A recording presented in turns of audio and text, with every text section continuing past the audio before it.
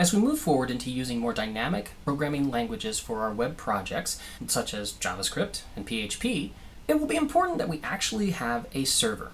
Up until now, we've just been reading the files right into the browser, and this isn't really the true server-client relationship. As we work with JavaScript, we will eventually get into situations where the browser will refuse to load some of those JavaScript files simply because it would be insecure. To get around this, we're going to run an actual server locally on our computer. This will be a program running in the background that serves it, just like another computer would if we were in a true server-client relationship. We want to make sure that you've got the base program installed that's going to run these. You should have already installed Git and Node, and you should be somewhat familiar with the terminal program.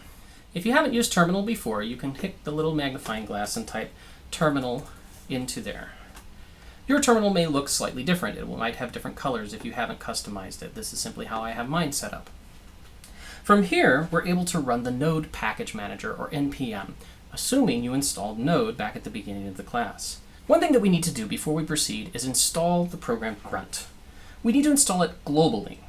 This requires running the program sudo, and then giving it the command that we want to run.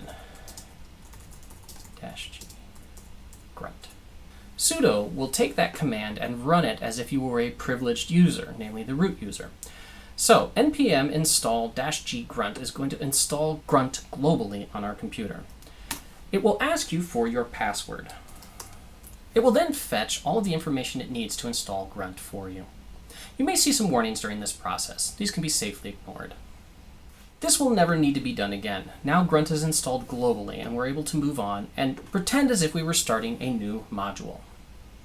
I'm going to go to where I normally store my code, and I'm going to create a new folder just for Unit 2, and then a new dummy module. I'll call it Module 2.0. Now I start terminal, and I want to change to that folder. I do this by saying cd for change directory, and then the easiest way is to actually just drag that folder right into the terminal and hit enter. And now I'm in that folder, right where I need to be. Now, you need to have the link to the base project, which is stored out on the GitHub public repository site. This link should be available on the course website, and you can tell if it's the right one because it will end in .git. With this in hand, we simply need to run the following command. Git clone, paste in that link, and then dot. This will grab the project located at this Git repository and clone it into this directory, which is exactly what we want. This should go very quickly, as it's only pulling down a few simple files for you to use. The next thing we must do before we proceed is let all of the different packages that Grunt is going to use be installed locally. We've installed Grunt globally, but the individual components will be installed locally. We do this by simply saying npm install. All of the specific packages that are needed are described inside a file that we just downloaded. Again, you may see some warnings as this proceeds, and you can safely ignore them. Once the process has finished, you can now test that everything is working correctly by simply typing grunt. This will start the local web server and open it in your default browser. Now, how do we work on the module?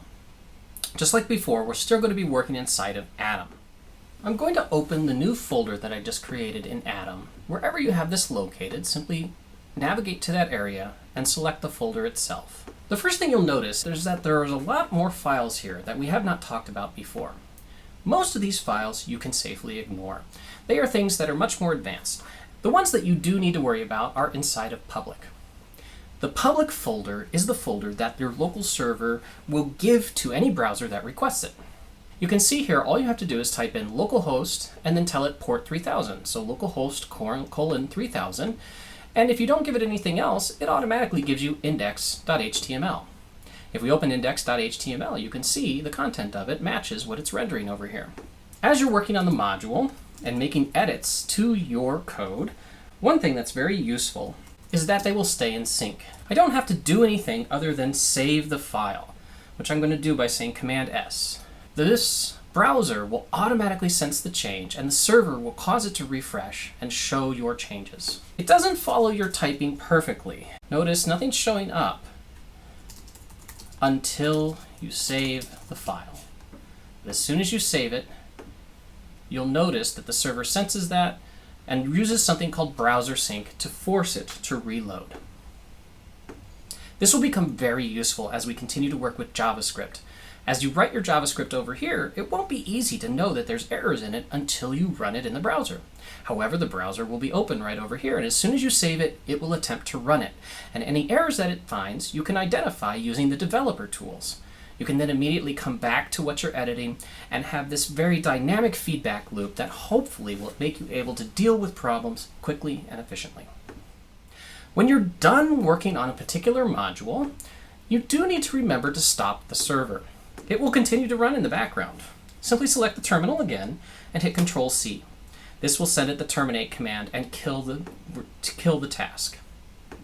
When you're ready to work on it some more, simply go back to that particular folder. As I showed before, you can start terminal, and then in the terminal type cd space, then drag the folder right in and hit enter. Then to start your server, type grunt, and it will pop right back up exactly where you left it. When you have completed the module, you do not need to turn in the entire folder. The only thing I really need is what's inside of public. You can either submit the individual files, which works perfectly fine, or if you feel inclined, you can right-click public and say compress. This will turn it into a zip file, and you can then submit that zip file. I really only need one or the other. Make sure you include every file inside of public, otherwise I won't be able to properly recreate your site. This includes any images, style sheets, or JavaScript that you have included in there.